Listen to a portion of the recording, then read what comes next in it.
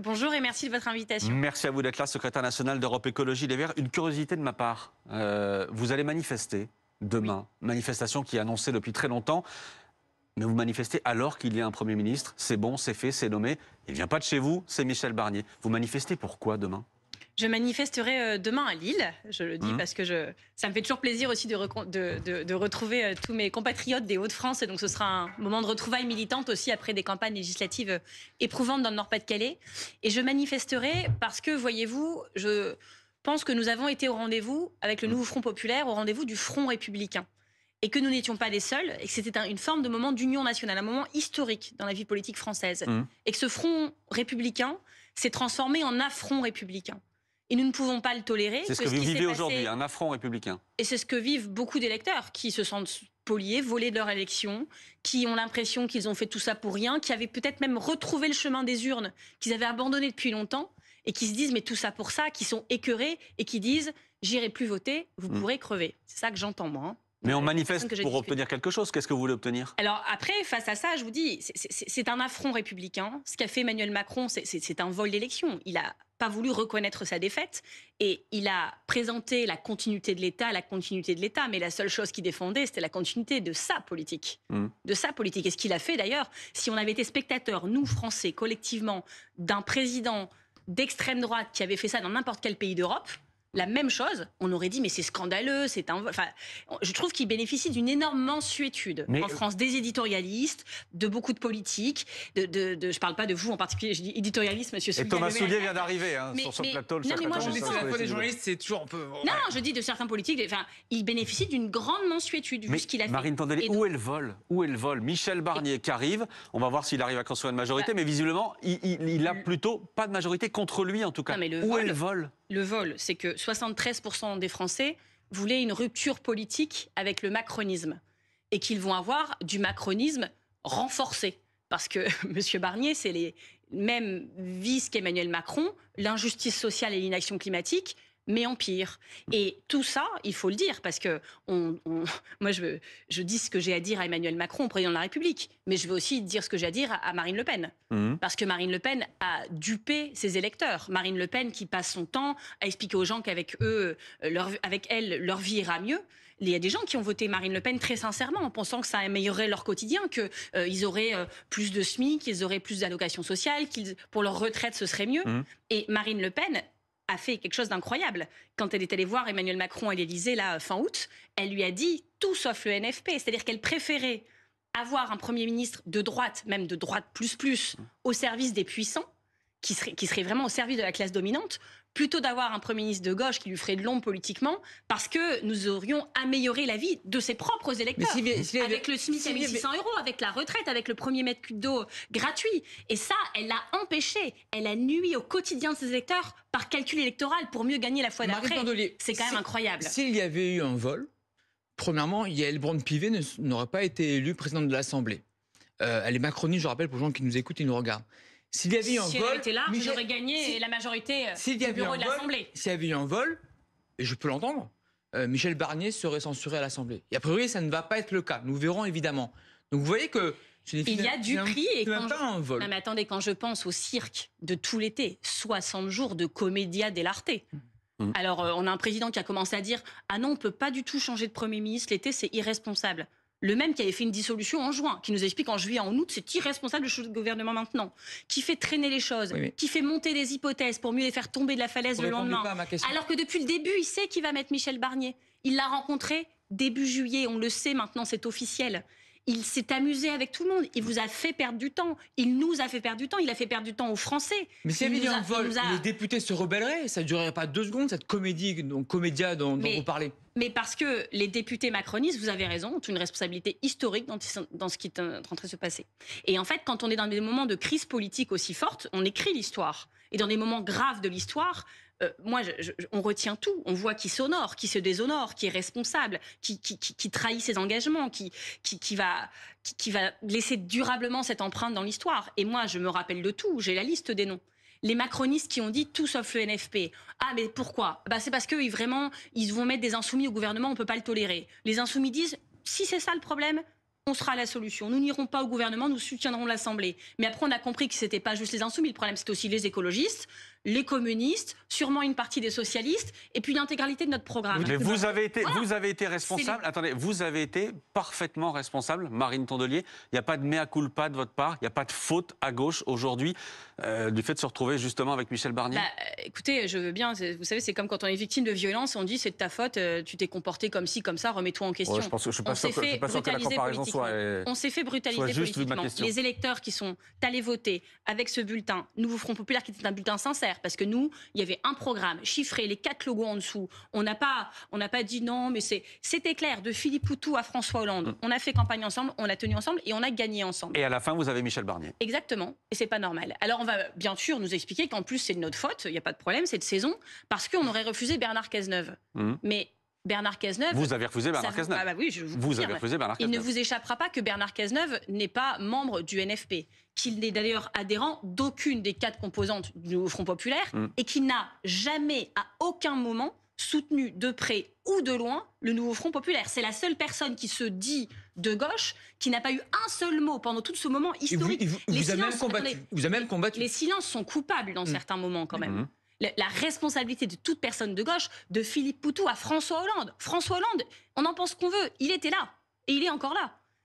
Cazeneuve n'a eu aucun mot pour aider cet élan magnifique qui est contre le NFP. Et donc Emmanuel Macron dit j'ai une concession pour la gauche. Votre Premier ministre du NFP sera Bernard Cazeneuve. C'est pas une cohabitation, c'est une provocation.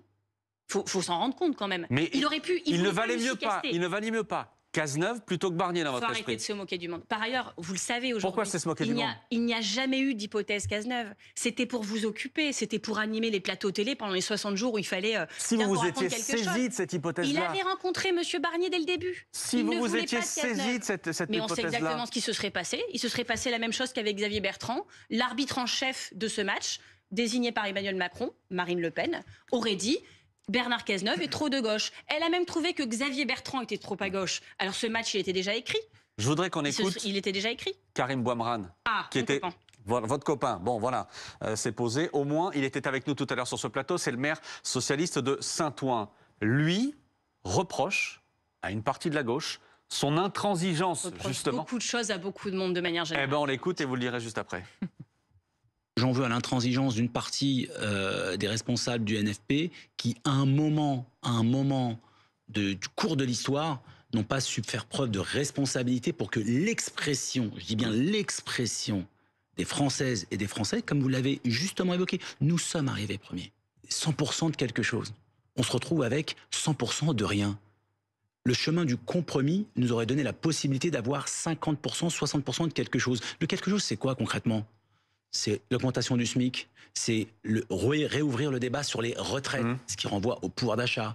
C'est une politique ambitieuse sur les questions de logement. Je le vois tous les jours en tant que maire. Alors lui, il vous agace. J'ai beaucoup de respect pour M. Bouamran, pour son action municipale, pour ses combats. Et du coup, je suis très déçue quand il fait ça parce que je trouve que c'est pas bien. Pourquoi ? Je trouve que de manière générale, déjà, taper contre son camp, c'est pas bien. Et il fait à chaque fois, depuis quelques semaines, le strike de taper à la fois contre son parti politique, le Parti socialiste, et du coup, en même temps, sur tout le Nouveau Front Populaire. Quand je suis allée à Blois la semaine dernière rencontrer mes camarades socialistes... Où son nom a été sifflé. Il était au premier rang, il était devant moi. Moi, je n'ai pas fait siffler M. Bouamran, mais je leur ai dit une chose. Restez unis, parce que à chaque fois qu'on veut nous diviser, on veut nous affaiblir. C'est le langage de nos opposants. Si M. Bouamran était sincère, s'il allait au bout de la logique. Il sait bien que l'hypothèse Cazeneuve n'a jamais été envisagée. Vous voyez bien que même Thierry Baudet, le président du Conseil économique et social, son nom a circulé. Il semble même que vraiment c'était une possibilité, que peut-être ça a fuité trop vite, bref. Et surtout, Marine Le Pen était contre et vous avez bien décidé que dès que Marine Le Pen mettait le pouce en bas comme Jules César au jeu du cirque, c'était terminé pour le nom en question. Quand Thierry Baudet a été envisagé, il a dit des choses à M. Macron. Il lui a dit qu'il se battrait sur les retraites. Il lui a dit que sur tel et tel sujet, il serait là. Et c'est exactement pour ça qu'il n'a pas été désigné. Donc il ne faut pas faire croire, surtout quand on est socialiste, il ne faut pas faire croire aux gens que si on n'a pas de Premier ministre du Nouveau Front Populaire aujourd'hui, c'est de la faute du Nouveau Front Populaire. C'est faux. Il y a un seul responsable, il s'appelle Emmanuel Macron. Il a une complice qui s'appelle Marine Le Pen. Et toutes celles et ceux surtout quand ils sont de gauche ou écologistes, mais il n'y a pas d'écologistes qui font ça. Et j'en remercie l'intégralité de ma famille politique. Toutes celles et ceux qui cherchent à expliquer qu'en fait c'est de notre faute, de la faute de leur propre camp, mettent en fait des buts contre leur camp. Qu'est-ce que vous dites à ceux à gauche et servent le récit macroniste. Qu'est-ce que vous dites, et après on parlera de la manière dont vous allez vous opposer évidemment à Michel Barnier, qu'est-ce que vous dites à ceux qui, à gauche aujourd'hui, pourraient se dire, tiens, c'est peut-être le moment d'aller peser de l'intérieur et d'entrer dans ce gouvernement? Eh bien, je leur dis, engagez-vous. Mais chez nous. Parce que c'est pas vrai. Enfin, vous voyez, il y a des noms qui auraient peut-être pu déstabiliser la gauche. On le savait que Macron est un joueur, il joue. D'ailleurs, l'hypothèse Cazeneuve... Attendez, l'hypothèse Cazeneuve, elle n'a jamais été aussi présente dans le jeu médiatique, aussi alimentée par les communicants de l'Élysée, que tout le week-end des universités de rentrée socialiste à Blois. Pourquoi ? Parce que c'était l'université de rentrée socialiste à Blois et qu'il fallait s'amuser en jouant avec les uns les autres. Et celles et ceux qui, comme certains opposants d'Olivier Faure, se sont amusés à renforcer cette hypothèse, à faire des petites conférences de presse, coups de théâtre, ont alimenté le récit macroniste. C'était des buts contre leur camp. Et donc tout écologiste, pour reprendre la question de Maxime... Juste pour finir avec M. Barnier, c'est réglé. Je ne pense pas quelqu'un qui se dise de gauche, qui va au gouvernement de M. Barnier... C'est qu'il n'était pas de gauche, donc ça répond à la question. Tout écologiste qui pourrait aller dans le gouvernement de M. Barnier serait exclu du mouvement, on est d'accord? De mon mouvement, ouais. Mais personne ne va le faire. Non, mais imaginons, au cas où. Politique fiction. Vous imaginez ce que vous voulez, mais moi, je connais la vous dites réalité. qu'il serait exclu, cette personne serait exclue. On parle là du Parti socialiste. Mon parti a pu parfois prêter aux critiques parce qu'on nous caricaturait comme un parti divisé, déchiré, qui débattait tout le temps. Je ne sais pas si vous avez remarqué. Oui, on l'a remarqué. Que depuis des semaines, on est là. Donc ensemble, cette personne serait exclue. Cette personne serait exclue. Cette personne n'existe pas. Donc, il serait exclu. Je n'aurais pas le plaisir ou la difficulté de l'exclure. Elle n'existe pas. Et elle serait exclue. Et j'en suis désolée, elle n'existe pas. Je ne répondrai pas donc. Vous voulez vraiment que j'exclue des gens? C'est pas un plaisir d'exclure des gens. Marine Tondelier, la censure, quand? Je ne suis pas parlementaire, donc moi je fais entièrement confiance aux parlementaires du Nouveau Front Populaire et en particulier à mes préférés, les parlementaires écologistes, même si je les aime tous. Ils prendront les bonnes décisions au bon moment. Vous avez compris que les communistes et les écologistes, depuis des jours, demandaient une section extraordinaire, mais n'arrivaient pas à l'obtenir. Là, j'ai compris qu'elle était en cours de programmation, c'est tant mieux, et donc ils le feront au bon moment. Il y a des rencontres prévues avec les socialistes, avec les insoumis, pour mettre au point la stratégie, justement, pour la manière dont vous allez vous opposer à Michel Barnier? Alors, nous rencontrons à longueur de journée et nous sommes en contact tout le temps avec Olivier Faure, Fabien Roussel, Manuel Bompard, évidemment Lucie Castet. On est en lien étroit, toute la journée on se parle, on analyse ce qui se passe, comment il faut réagir, on se concerte parce que des fois on réagit en tant que Nouveau Front Populaire, ensemble avec Lucie Castet, et puis après on est des chefs de parti de familles politiques différentes. Donc vous voyez, la France Insoumise va dire, nous on demande la destitution, moi je manifesterai samedi, Olivier Faure, avec le bureau national du Parti Socialiste, a pris d'autres décisions qui étaient courageuses aussi, que je salue vraiment. Fabien Roussel nous a tous invités à la fête de l'humanité le week-end prochain pour un grand moment aussi de fête populaire ensemble. Et vous irez tous? Évidemment qu'on y sera tous. Et donc, voilà, on est en lien toute la journée, on travaille extrêmement bien et je les en remercie parce que vous savez, la politique, c'est aussi du facteur humain. Et le facteur humain qu'on a entre les 4 chefs de parti, je pense, a été précieux dans la séquence, même si on est extrêmement déçus de la nomination de M. Barnier. Mais moi, je le dis parce qu'il y a sûrement des gens qui nous écoutent qui sont complètement écœurés et dégoûtés par la situation. Ne vous résignez pas, parce que c'est exactement ce qu'ils veulent. Et quand les dégoûtés s'en vont, il reste les dégoûtants. Et donc, il va falloir tenir. L'écologie, le combat pour la gauche, pour l'espoir est une fête. Je sais que c'est extrêmement dur pour les Français, que c'est décevant de se faire voler ses progrès pour son quotidien, de se faire voler la protection de ses lendemains. Mais on va continuer. Il a été ministre de l'écologie, Michel Barnier. Alors, le principe de précaution, le fonds Barnier pour les catastrophes naturelles, etc. Il paraît. J'étais petite, je ne suivais pas beaucoup l'actualité en 1993. Ça, c'est trop facile. Vous ne lui donnez pas ce point-là. Regardez, image en direct. Laurent Wauquiez, Bruno Retailleau, Gérard Larcher. Vous voyez, l'écologie est sauvée, là. On voit que quand Laurent Wauquiez sera ministre de l'Environnement, vraiment, on sera rassuré. Les Républicains qui entrent. Ils ont tous le même tailleur, apparemment, par ailleurs. Et sans dire un mot, malgré l'insistance de Loïc Besson, ces trois-là donc ont rendez-vous après Gabriel Attal à Matignon. Ils vont parler de pacte législatif. Est-ce que Michel Barnier va reprendre les 13 propositions de loi des LR et surtout de la participation au gouvernement? Vont-ils, oui ou non, participer au gouvernement? Et si oui, qui et à quel poste? Pitié, pas Laurent Wauquiez à l'environnement, je le dis. Là, j'organise des manifs chaque jour dans chaque ville. Pourquoi pas lui? Non, mais ça suffit. Pourquoi pas lui? Parce que, vous voyez, on me dit depuis hier, vous devriez être contente. Monsieur Barnier a fait des choses pour l'écologie. Le fonds Mais Barnier. c'est vrai. Vous avez raison. Par exemple, le principe de précaution. Oui. Oui. Vous savez pourquoi je le sais? Parce que quand j'étais collaboratrice au Sénat pendant 5 ans, chaque année, les sénateurs de droite, des amis là, de tous ceux qu'on voit rentrer en ce moment même à Matignon, c'est pour ça que ça ne me rassure pas, ont déposé une proposition de loi parce qu'ils voulaient remplacer le principe de précaution par le principe d'innovation. C'est-à-dire de dire, principe de précaution, ça freine l'entreprise, donc il faut le supprimer de la Constitution carrément, et nous, à la place, on va encourager l'innovation, c'est-à-dire qu'on va mettre en place des produits, des innovations, puis on verra si c'est dangereux pour l'environnement, pour l'humain après. C'est pour ça que je suis inquiète. Et donc, Monsieur Barnier, toutes celles et ceux qui disent à un moment un truc positif sur l'écologie, moi je prends au point où on en est, je vais vous dire, voilà. Il a dit, par exemple, dans la primaire des Républicains en 2021, cette belle phrase, je vous la livre, on ne peut pas devenir président de la République sans aimer les arbres. Grand bien lui en face, et c'est mieux que Laurent Wauquiez qui les fait abattre à longueur de semaine en Auvergne-Rhône-Alpes. Mais attendez, juste pour vous dire, moi j'attendais les actes. Et donc, ce que je demande solennellement à M. Barnier, puisqu'il est aujourd'hui Premier ministre, c'est de s'engager pour Paul Watson. Paul Watson qui a combattu, vous savez, contre la chasse aux baleines, la pêche aux baleines, qui est interdite depuis 1986, l'année de ma naissance, mais qui n'est respectée absolument pas aux quatre coins du globe.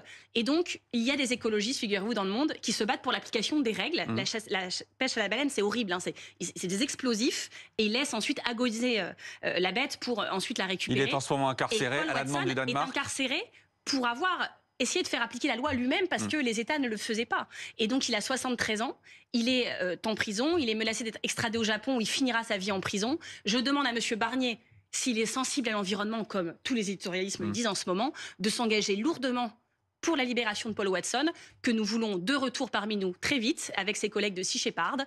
Et donc, M. Barnier, si l'environnement vous tient à cœur, on vous prend au mot, on vous attend avec des actes. Première action possible, aujourd'hui. C'est possible en 24 heures si la France s'engage. L'appel est lancé. Si Michel Barnier vous écoute depuis Matignon. Merci beaucoup. Il vous appelait juste pour vous recevoir à Matignon? Non, parce que j'ai l'impression que là, il reçoit les gens pour composer un gouvernement. Et je pense qu'il a... Donc vous n'avez pas reçu de coup de fil? Pas de coup de fil pour va l'instant. pas commencer par nous. Mais par contre, j'espère qu'en tant que Premier ministre, il consultera les écologistes comme l'ensemble de l'arc politique. Et on aura l'occasion de lui dire quelles sont nos priorités écologistes. Il n'y a pas que les baleines, il y a les arbres, la biodiversité, la crise climatique, le pouvoir d'achat et la démocratie. On a énormément de choses à lui dire. Merci.